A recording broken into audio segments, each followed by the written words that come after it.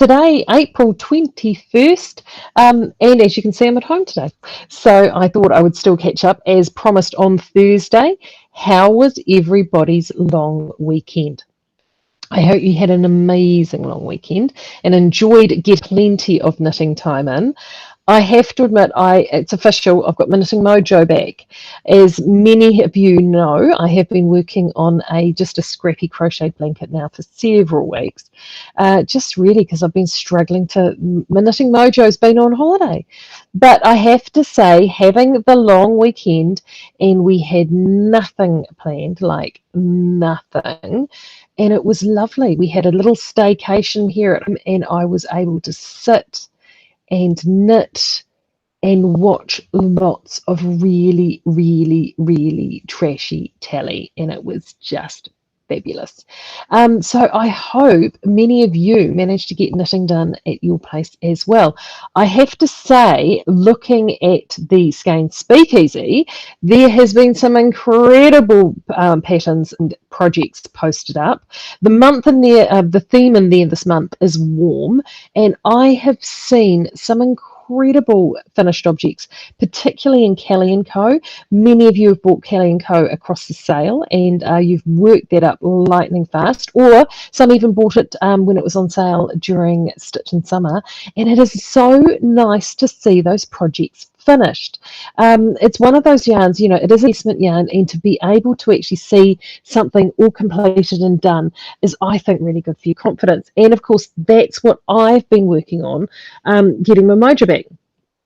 Now, I do have to tell you, I did have a big boo-boo yesterday. In fact, my husband came in and saw me sitting on my chair. There has been a bit of swearing that's gone on. He saw me on the chair because I realised I had made a mistake. So I think I showed you the mistake I'd made on the sleeve. So I've got the sleeve here, and I've decided not to whip it back because I showed it to him. He didn't even notice it.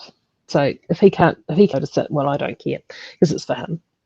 So what I'm working on, and I'm just digging in my bag. There it is. Of course, it's at the bottom. Oopsie. Of course, there's everything falling out. So it's from Interweave Knits. This is winter, I think. Winter 2017. So she's, it's been around for a while, and it's called the Limerick Henley, and it is by Maree Benedetto, and it's really great because this is a sort of a collection they have. They've called it Whiskey and Wool, and if you've got this magazine, and I think you can get a digital copy of this as well, it's the collection. I kept magazine because I just loved everything in the collection. So this is the Limerick Henley here. And initially, I just took one look at that and it just screams Southlander oatmeal to me. I thought, wow, that's going to look amazing in Southlander oatmeal. And that was my initial plan. It took me so long to actually get around to knitting it that by the time I did, Kelly & Co. had come out, and my husband really loved the Kelly & Co. So he was the one that picked the yarn. So I have had to make a couple of slight modifications because the pattern is written to a DK yarn. Kelly & Co. obviously is an Aran weight 10-ply. So a subtle modification in the sense that all I've done is just literally gone up one needle gradation across the entire pattern, and I'm just checking my lengths, and so far so good. The other pattern that's actually in here, which was my second choice, was the Donegal sweater. Now, the reason I love the Donegal sweater is the yarn that's used in the Donegal sweater is comes out of the same mill that we get our Kelly & Co. from, and this is literally this will be like the same as our Sheridan in Kelly & Co. So if you are looking for a pattern, this one is literally called the Donegal sweater, and it's beautiful. So that's choice number 2. So that's what I'm working on. So I knocked off the back really quickly. So there's the back. Really just flew off the needles. It was fantastic. It was great. And I was like, woohoo, loving this. This is awesome. And then my mojo went on holiday, which was really frustrating. In fact, I did the back, and I actually decided to do the sleeve because I wanted to see and it's a big, long raglan sleeve. And I wanted to see, check the measurements with the sleeve for my husband. And I did make a slight modification. I actually did a sleeve size one. I'm doing the largest size for him in the pattern, but I actually pulled back and did the sleeve size one size down. So I wanted to test that out. And I wanted to see how much yarn I was going to use. So by doing the back and the sleeve, that gives me a pretty accurate indication of how much yarn I'm going to do, because then I can just pretty much double it, and that will tell me where I was at, particularly as I am making that modification. So the meterages in the pattern are really just purely a guideline only. So that's what I've done. And then it has literally been sitting by my chair, hibernating now for weeks while I've been working on that crochet blanket. Just haven't been able to get my mojo back. So then over Easter, I thought, no, Maree, you need to do it. So I think just prior to Easter, I think. So I showed you guys this last time, which is pretty much that much, which is the sleeve cuff. And then across Easter, I have done this much. Yeehaw. And I'm now up to the caps shaping. What I did, though, is I stopped at the cap shaping, because the cap shaping has got this really interesting sort of slip, sort of stitch feature, and it's slightly fiddly. And I remember when I did it on this side, I was like, oh, and it, see it there? It's quite a different sort of a look. And I was kind of like, oh, okay, all right. And it sort of required, I think, a little bit more concentration. My brain was ready to give it over Easter, if I'm brutally honest. So I decided, oh, well, actually, I'll jump in and start back on the front, because it was back to this lovely squishy rib. And I thought, well, that's quite fiddly to get it started, because it's a crocheted provisional cast on. And because you're going to be doing a tubular bind off at the end. And so I started that and got it all going, and I was rocketing along. I was like, oh, this is fantastic. And I made the fatal mistake of not rechecking and reading the pattern. And I just assumed that the amount of ribbing that I was doing on the back was the same as the amount of ribbing that I had just completed for the sleeve. But it's not. It's significantly less. So it wasn't until I went to pick it up yesterday, and honestly, I'd been measuring it, and I was nearly there, 2.5 inches, and I was like, woohoo. Went back to read the pattern, only to find that it was 1.5 inches that I needed. Insert swear words here. So then I sort of put a rudimentary lifeline in, and this isn't a standard rib. Now let me just get rid of this, because I've got 2 balls on the go at the moment. So let me just move this. And it's not a standard rib. So if it were a standard rib, it'd be easy peasy. Just rip it back, put the stitches up, and away you go. But it's not. It's a slip stitch rib, which means that what you're actually creating is a sort of a form of double knitting. It's like a tubular. It is literally a tubular ribbing. So you're knitting along one side and slipping stitches, and then knitting back the other way and slipping stitches. So when you go to unravel it, you're actually unraveling it like a tube. And it's double-faced, which then means, even putting in a bit of a lifeline, I started putting it in and trying to get the stitches picked up, and it just, honestly, dog's breakfast. And particularly with this yarn, it's not the easiest to see. So after spending about, I don't know, half an hour and significant profanity later, I just decided, oh, for goodness sake, Maree, this is ridiculous. You're just doing your head in. So I whipped it all the way back to the point before it sort of separated into that.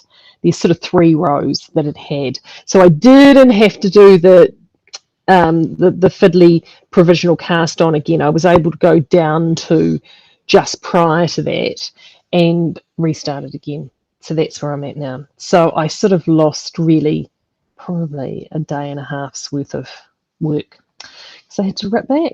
But you know what? That's okay. It's not the end of the world. And you know, so but I've got that. That's what I'm working on at the minute. And I have to say, I'll do my 1.5 on here, And of course I need the needle of the sleeve, so that will make me finish my sleeve. I mean, I could put this on another straight needle. Oh yeah, I do have one actually.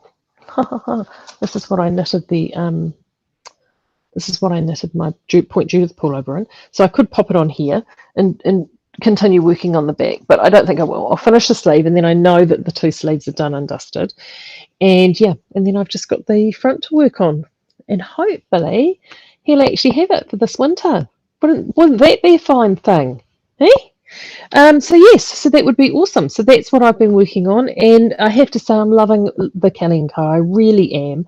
It just, even on plain stocking stitch, just the whole rustic nature of the yarn is so beautiful. And I know, having completed other projects, as soon as you wash it, because it is a merino, I have had a couple of comments back from people saying, oh, it's really, really scratchy, and they expect, I think, a superwash worsted spun tubular sort of orb / Albertine-esque type merino, and it just isn't that type of yarn. Those yarns are very long fibre. The merino has been shrink treated within an inch of its life to make it machine washable. So actually, when you look at the fibre itself, it doesn't look like wool particularly. It's very slinky malinky. It looks more like a row leg of cotton wool, as it's all very slinky. So it does create an incredibly smooth and soft yarn. The downside, of course, with that is that it pills quite readily, because those fibres are very fine, and they do have a tendency to sort of like to come out and have a bit of a boogie together and sort of rub around. This is a woolen spun yarn, so the fibres, the merino fibres in this are much shorter. They're only about sort of this kind of length, and they have all sort of mishmashed together. So there is definitely a squish factor to this that you don't get with a superwash yarn. You do get a beautiful bloomy squish factor with an untreated merino yarn, and we saw that with our Legacy. We saw that with what's the other DK that we did a while ago? It was a heritage one. Anyway, it'll come to me. So you get that kind of squish factor with it. But this, with a woolen spun yarn, it's even more exaggerated. And really, in this style of sweater, really does work incredibly well in a woolen spun yarn. And if you're wanting something a bit softer to wear, like the Kelly & Co., this is perfect. Or Southlander works because it's a coarser yarn, worsted spun, so you do get that kind of lovely rustic energetic fibre, because the fibres themselves making up the yarn are actually thicker, because that's what micron is. It actually tells you how thick or thin the yarn is. The thicker the fibre, or the higher the micron, the coarser the yarn is. The finer the fibre, it does beautiful. So that's where this is going. So we absolutely love it. Absolutely love it. So it's nice to have my mojo back, if I'm brutally honest. I had missed it. So the blanket's been popped to one side, and I want to get this done. And then my next mission, once I've completed this, because I have to admit I am somebody that likes to be quite monogamous to a project. I'm not like Ethan. Ethan is amazing. I don't know how he does it. He's just a machine. But he will have multiple projects on the go, and then he will pick up to how he's been, or the process or the place that he needs to be in knitting it. So he can be doing a whole number of projects, but I know he's been going through a finishing phase at the moment and picking up some projects that have been on the slow boat to finishing and getting them done. My big slow boat to finishing has been the shoji. Actually, I should have grabbed it. It's in the other room. And that's my next mission. Once I've completed this, I want to complete shoji. Now, shoji is by Nora Gowan. It's a big sort of cocoon cardigan. And I'm doing it in cozy and whisper fine, so it's going to be beautiful and soft and quite ethereal. But it's in this bright aquamarine blue, which I really like. Now, that I want to get done because that was going to be my can cardigan for last year. Beautiful thing is I've got can this year and I want to get it finished, which is the other thing I wanted to talk about this morning. So part of the reason I've been working from home and what I've been quietly bubbling away with over the Easter period is getting everything back up and running for CAN. So to cast your mind back, CAN is Knit August Nights, which is the retreat that I've run here in Napier. Well, I've done 10 of them. And then, of course, COVID has happened. And both times with Knit August Nights, around the COVID time, is we in August, which is always the last weekend in August, there have been 2 lockdowns that have happened, both in August 2020 and then again last year in August 2021. So in August 2021, it happened right. I'd actually pulled the pin earlier in 2020. I had a feeling that things weren't quite settled, the right call. And then last year, we all thought everything was as good as gold. And then, of course, we had that snap lockdown literally a week out from the event. So instead of completely cancelling it again, I spoke to the key stakeholders and they were like, no, we're all good for next year. And so I had postponed it. So I still have nearly 80% of all registrants all there ready to go. So of course, I need to go back and recheck with all my key stakeholders because a year's a long time and things happen. And yes, there have been some things happen and circumstances have changed with people. So I'm just going through the rejigging at the moment. So there are going to, if you are currently registered for Knit August Nights, it is definitely going ahead. If you go to knitaugustnights.co.nz, you will see the new dates there, which I think start from Thursday, classes Thursday 25th through to the 28th of August, which is Sunday. So I'm just sort of jigging around because there will be some changes with the classes. But the good news is if there is going to be a change in a class that you've registered, Little Reggie, who I use for my registration, have an incredible coupon system. So I'll be able to allow everybody who has already booked the first opportunity to rebook into something new or something different. So you will get first dibs at that, which means that I will be doing that for those people across May. So the resettling period will be from May 1st for those people. And then once that's all settled down, I can see what tickets are left and available. And there will be some, not a huge number, but there will be some tickets available, which then will become available for people, I'm hoping from June 1st. So that's really exciting. So that means that CAN is definitely back on and happening. Spoken to the venues, they're excited. And the nice thing is with traffic light, the new traffic light settings, both the venues are able to allow us to have what we need to have, and we won't have any issues in terms of numbers and spacing and all of those sorts of things. So that's why I needed to wait. I just wanted to wait for that next announcement just to see where we were travelling before I made sure that I pressed the green light again for go. So watch this space. There'll be more announcements around what's happening with CAN before the end of the month, and I will be able to talk to you about that then. So I'm going to get going. I'm not going to yabber on too long today. Have a great long weekend. I'm endeavouring to get a newsletter out today. I just need to have a quick chat to Claire. There are some yarns that I didn't get posted up from the weekend, but I do have photography for those, so keep an eye out for them. So I just need to get codes of Claire to be able to do that. So there could be a few new goodies that turn up on the sale page, which will be loads of fun.